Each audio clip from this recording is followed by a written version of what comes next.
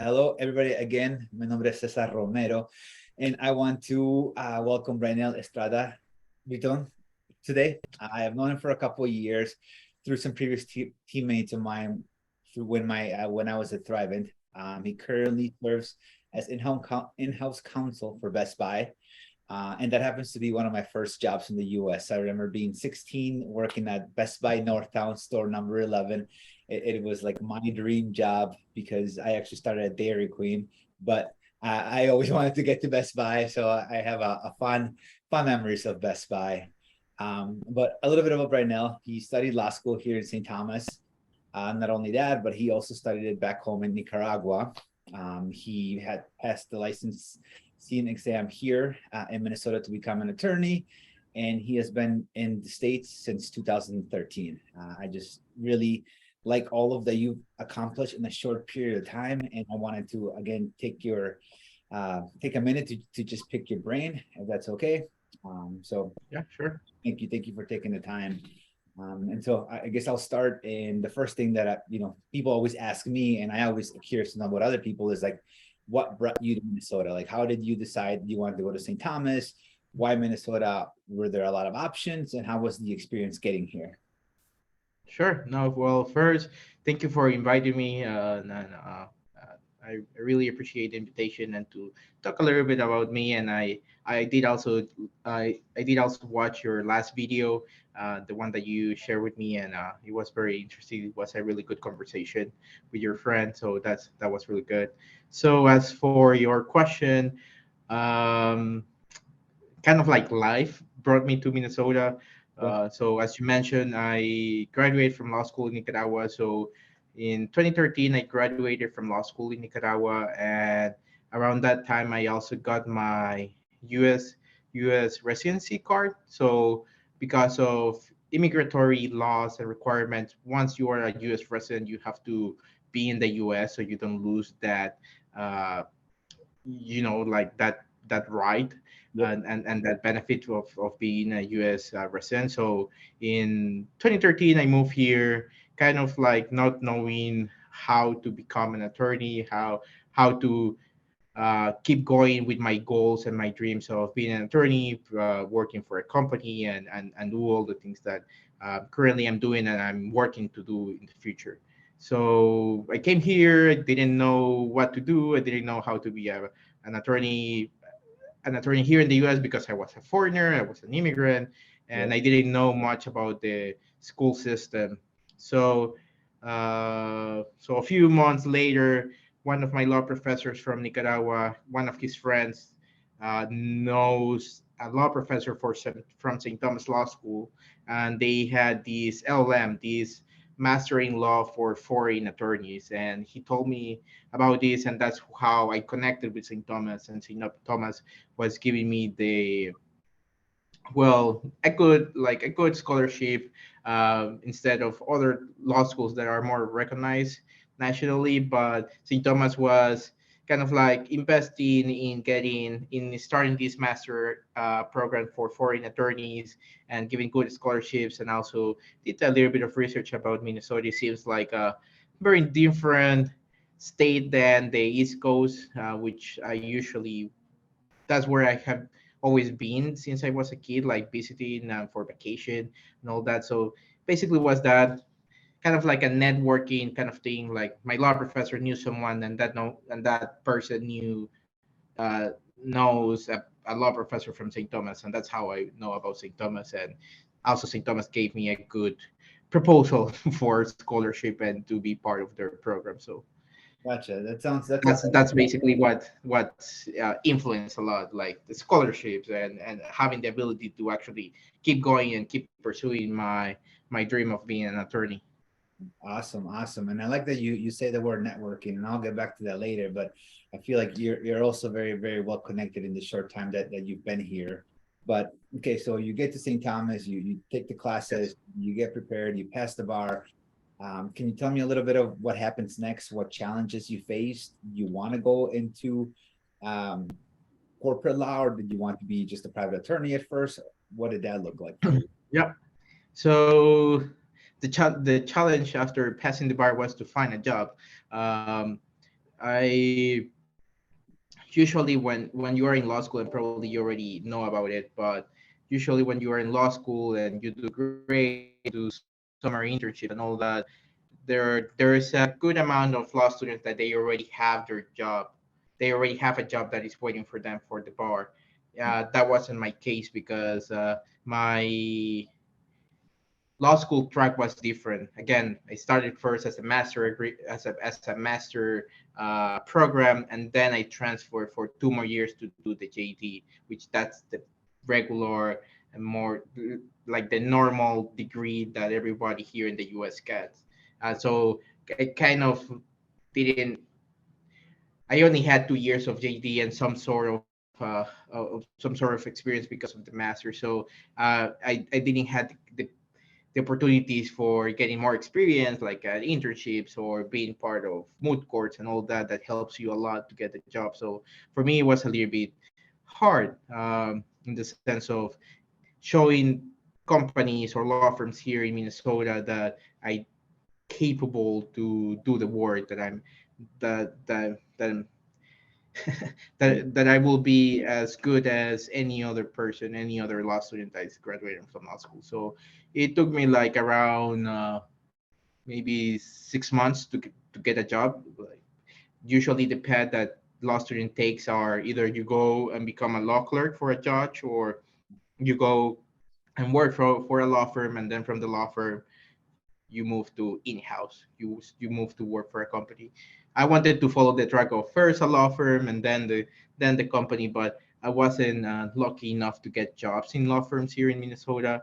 So so that's why I was always applying for law firms and companies. And luckily enough, around October, November, I got an interview with one of the big companies here in the state, and I got a job offer from them, and that was really good. That that was really good. That was a stress that was a burden out of my Yeah. shoulders, because like after graduating from law school, after graduating from undergrad, you have already the student loans, you have like to pay rent, you have to pay for food, and you cannot just go to your parents to ask for money. Like Yeah. the majority of people are not capable to do that. They're everything. The budget is very tight. Yeah. So that was basically kind of like my challenge to find my first job. It's like after the bar, applying to a lot of applications, to a lot of openings, and to actually succeed with the interviews.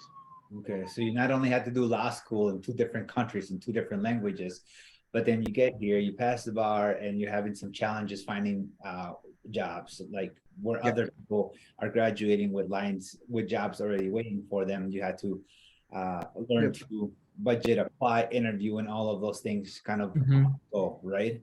Yes, and the other thing is, again, uh, is it also, just to mention it, it's not the main thing, but something that in my experience living here in the US, coming as a kind of like a grown up already, uh, you have to deal with some fears from law firms, from companies, not that, from managers, that fear of hiring a foreigner, hiring an immigrant.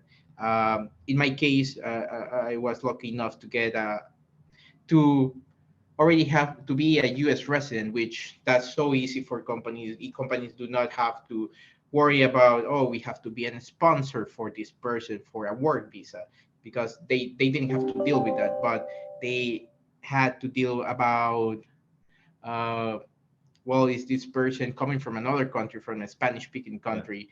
Is this person able to be Practice. proficient in English, to communicate with clients, to write to write in the proper way, to and to be able to do the work in a language that is not his native language. So that was like a one of the challenges. I think is one of the challenges that I had to address before, kind of like show people that even though I'm from another country, Yeah. even though that English is my second language, I'm able to communicate, to write, to read, and to actually communicate in a very professional, intellectual way. So that's another challenge that you always have to uh, that I had to overcome in that Yeah. period of time that I was trying to find a job. And that's amazing because again, you came here in 2013, 9 years ago. I've been here for about 30 years, and I feel that I get, reading is good. I can understand it really well, but when I go to write, I always have to double check my work, read it, and I'm not doing that at a level that you are. I'm not doing it in a legal manner. I'm just trying to write a decent email. So definitely big ups for you to be able to do that. So you have this opportunity. You will work for one of these larger organizations, and then you decided you want a little bit more, or how was your transition to Best Buy? Was it something about the culture, or what pulled you towards them? Yeah. So first, again, I got my first job with US Bank. I was working with their corporate procurement group. They have a group of dedicated attorneys to work on their agreements with their vendors. Um, so I spent with them like 3 years and in 8 months. And after after that time, I was feeling that I needed a change Sure. for my professional development. To that I wanted more challenges. That I wanted also. A bigger pay, more challenges, more experience, More and to responsibility. be, yes, more responsibility, and to be able to grow. And something that happens to everyone, that once you hit the wall, you either try to pass the wall, or you move, or you find another place. Because even though you hit the wall, once you hit the wall, you find out if there's possibilities to keep growing. In my case, I didn't find that I was going to be able to grow within the company. So that's why I moved to another. And that's when Best Buy was the one that offered me the job that I wanted. And they were offering me the things that I was looking in a new job, that I was looking in a job: challenges, responsibilities, a good pay, um, and the opportunity to grow professionally and personally.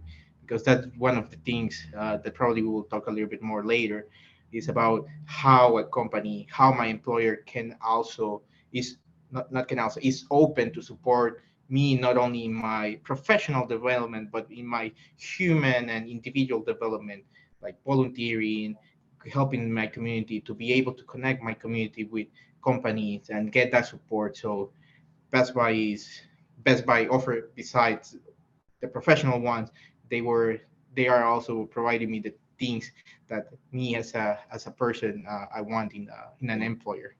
Yeah, that's awesome. I mean, again, my experience from Best Buy goes back 20 years or so, but even then, they were very much about diversity and inclusion, and I definitely always felt Yep. empowered when I worked there, and I could tell that they wanted me to grow with the organization. So it's good to hear that that hasn't changed, and if anything, it looks like they're investing more into their people and to being a diverse organization. Um, Hmm.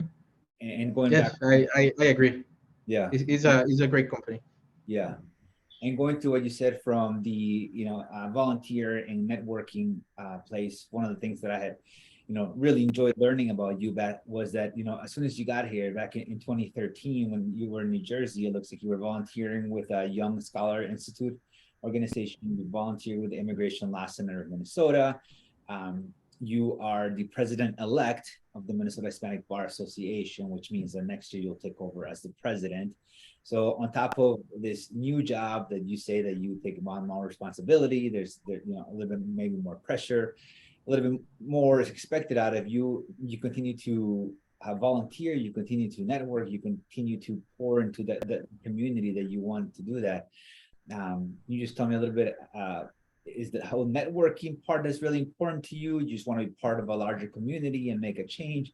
What's really the motivating factor behind Yeah, being? that's a great. Yeah, no, that's a great question. So for me, networking is not. I, yeah, for me, I don't see networking as networking like the whole. Yeah, I meet you, and probably people that, probably in your case, and people that will see this video will have already have heard about networking shouldn't be transactional. And I agree, networking shouldn't be transactional. And also, I don't see networking as networking. For me, it's more about volunteering. It's about helping others, and the reason why I do as much volunteering I'm able is because since I was a kid, that's what I that's how I grew up. My parents they help a lot of people.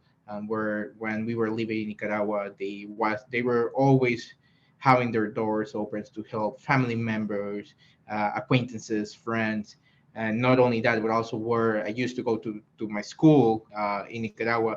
They also teach me that to teach the others. Uh, you know, in a very colloquial thing, ayudar al prójimo is Yeah, yeah. to help the next person, and that's something that I grew up, and and it is a personal value for me that I don't only want to succeed for myself and for my family and future family, but also I feel this duty slash joy in helping others, in helping and my community, and helping people that can actually in the future provide a positive impact in my surrounding in society. So it's more of kind of like that value in the sense of helping people and being able to that people to be as fulfilling and successful as possible as I am too, because you never know that that person then will help another person and you're just creating a change of positive impact. So that's more of me. I am, as you mentioned, I'm involved with these organizations like the Minnesota Hispanic Bar Association or or the Immigration Law Center where I do pro bono, but also I'm also now trying to be more involved with the Latino Economic Development Center. So all these organizations that I know that they impact my community, the Latino community in different ways, from MHBA, the law students, all new coming and future attorneys that they are gonna be from our community, uh, the immigrant community, because I myself I identify myself as an immigrant, and I know even though I had some benefits or an easier path, I know how it is, and I do understand the the why people come here and the dreams and the objectives. So that's why I'm part of that. And the Latino Economic Development Center is because I do want to see my community to be more prosper, to grow, and to be a more seen group in the state, and that's something that this organization and other organizations are doing. So that's one of the reasons why I'm connecting with all of them. I'm Yeah. trying to help because it's because it will help to achieve one of my goals or my objective is to help my community to be better. Okay. Yeah, I love it. I really like LEDC that you mentioned, and the work that Carla and them are doing over there is really great. And that's just so awesome that you want to give so much back. And I like that you say that it kind of comes from how your parents raised you. So I just want to piggyback on that real quick, because one of the questions that Yes. I want to ask everybody is what they learned from their parents. You touched a little bit about the servitude and helping others, that they instilled that in you.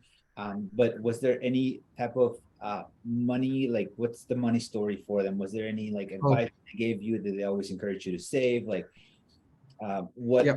would you say that you learned from your parents about money?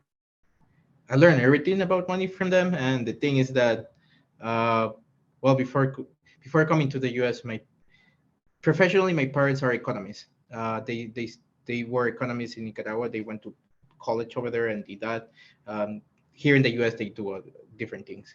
Uh, so yeah, so basically they taught me about savings, how to spend money, how to manage your credit card.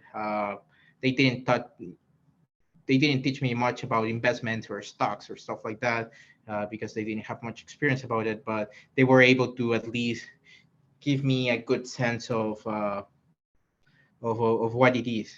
So yeah, they teach me everything, and like even the responsibilities of borrowing money, and what it comes from borrowing money, and how interest rates are not good and all that. So they were able to teach me a lot. That the other thing is that, and probably people will that are from Latin America will understand, is that when you are with your parents, they involve you as much. they involve you a lot. Like they give you the money and say, go and pay this electric bill, go and make the line in the bank to pay this.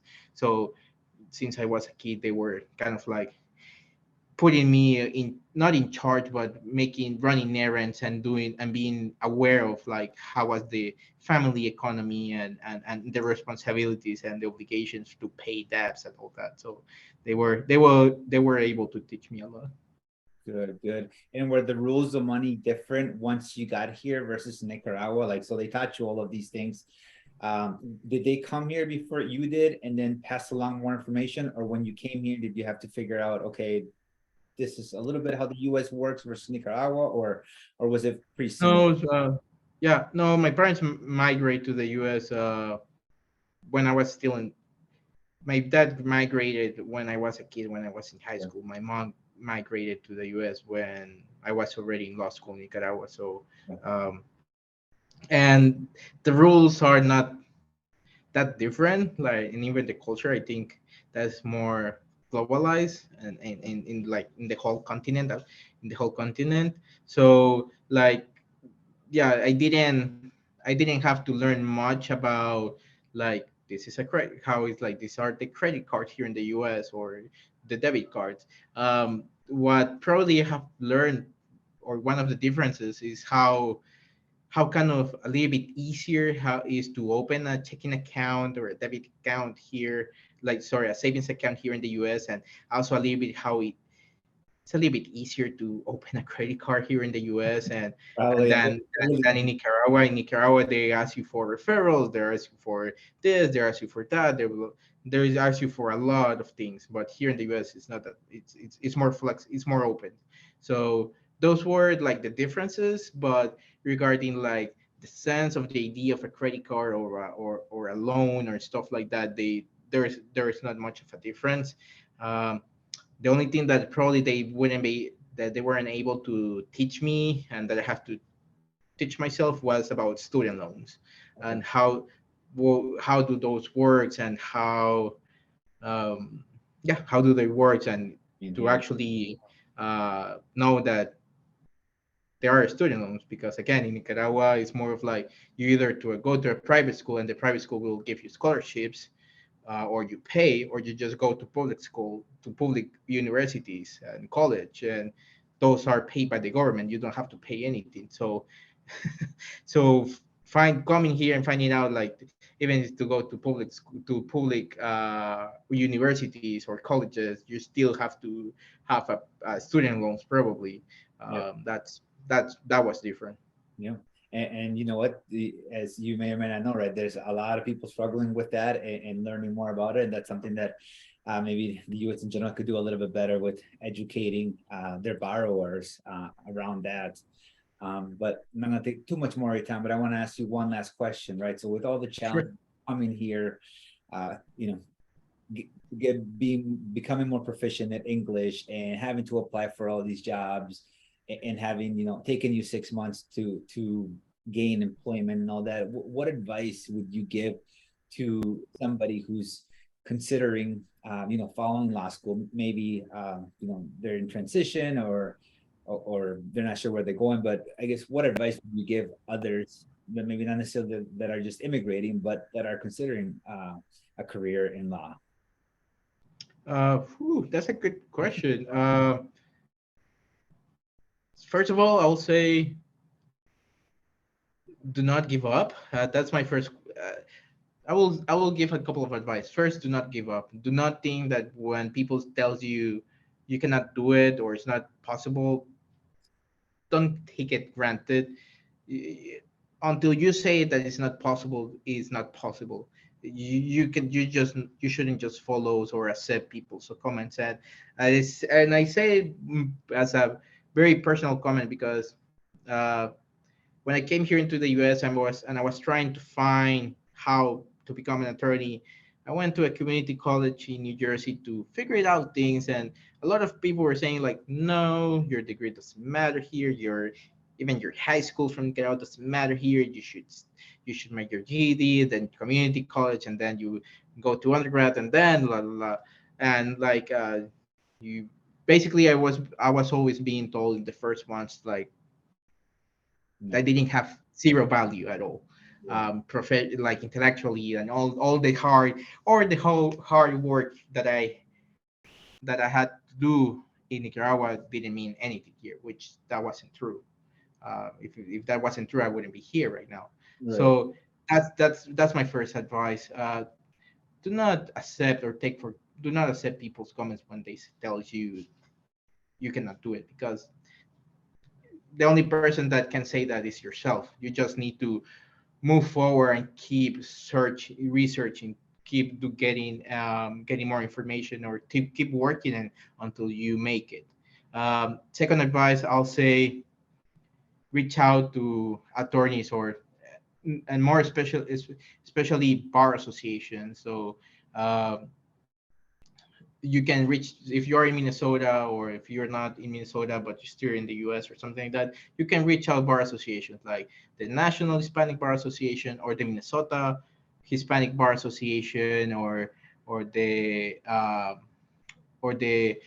Minnesota Asian Pacific Bar Associations. All these affiliate bar associations, they will el- they will be able to connect you with an attorney, that they will help you to give you an idea of how is the whole path to become an attorney, like the whole process from undergrad to grad school, how it is to study for the LSAT, or how is to study during law school, and what is going, or how is law school when you already have a family. So there are so many different type of attorneys with so different stories and backgrounds, that you will be able to get information that you need, and that you will be able to find yourself that, that your personal stories or your personal background is similar to this attorney, and you can get the example or an advice from this attorney, from different attorneys, on how to do it, and how to accomplish that goal that you have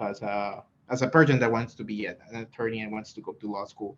I'll say that yeah, you don't do not give up. You will give up until you say it, and just connect in the sense of getting more information, get as much information as possible, and don't be afraid to reach out to an attorney or a bar association, because bar associations are for that, uh, to help the future leaders or members of these whole world of attorneys to become attorneys. Yeah. I like that a lot. I like that a lot because when I got into the finance world, it seemed like a very competitive world, but at the same time, I learned that everybody is just very thankful to be in the position that they are in, and are very excited and happy to share their experiences and help you get to where you need to go. And maybe they can't help you, but they can point you to the right direction. It sounds like you guys kind of have that abundant mindset as well, where the bar association here to connect, to grow the attorney, the family, maybe as you may call it, and see others succeed, especially others who may have some challenges coming up. So yeah, Yes. go ahead. Yeah.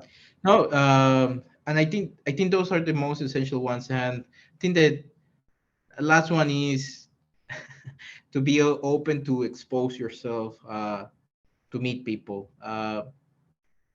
And this is more directed to the people that are more introverts, or a little bit shy. Uh, Extroverts, it's a little bit easier for them. Uh, but if you're an introvert or you're a shy person, uh, be open to meet with people, and know and meet and to introduce yourself to people that you don't know, because that helps a lot. Again, it's not the networking, the transaction part, it's just to actually meet people. And usually you will find attorneys, non-attorneys, that will help you in your professional career, or and in your growing as an individual. So just be open to meet with people and to connect with people. It is something that will help you to grow. Awesome. Awesome. Thank you so much, Vanessa, for your time. Again, this is just sharing experiences and talking a little bit about how we got to where we were. And like you said, helping others, encouraging others. And, I always like to say that this is just uncut, unfiltered, and we're just having a conversation.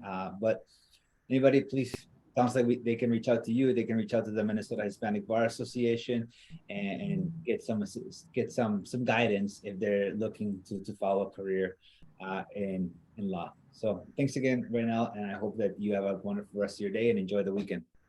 Thank you. Take care. Thank you for the invitation. Bye. Bye-bye.